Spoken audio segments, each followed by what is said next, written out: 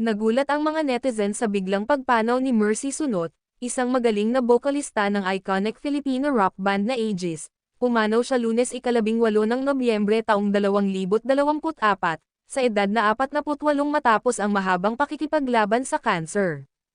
Kinumpirma ng banda ang kanyang pagpanaw sa isang taos-pusong pahayag sa kanilang opisyal na social media, na nagpapahayag ng kanilang matinding kalungkutan at nagbahagi ng kanilang mga alaala sa hindi kapani-paniwalang buhay at pamana ni Sunot.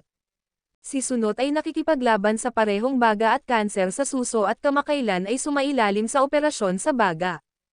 Ibinahagi niya ang kanyang mga pakikibaka sa mga tagahanga online, humihingi ng mga panalangin at ipinahayag ang kanyang pag-asa na gumaling. Gayunpaman, pagkatapos ng operasyon, nakaranas siya ng matinding problema sa paghinga at isinugod sa ICU. Natuklasan ng mga doktor ang likido sa kanyang mga baga at pamamaga, na sinusubukan nilang gamutin.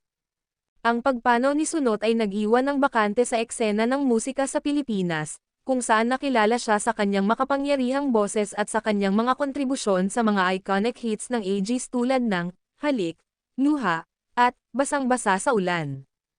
Isa siya sa tatlong magkakapatid na bumuo ng banda noong huling bahagi ng 1990s.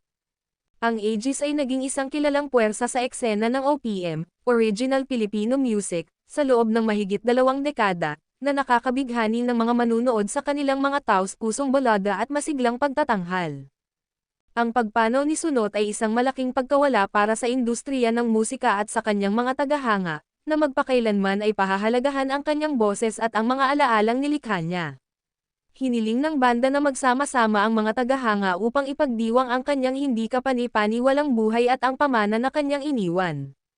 Ang kanyang musika ay patuloy na magbibigay inspirasyon at magpapasigla sa mga tagapakinig para sa mga susunod na henerasyon.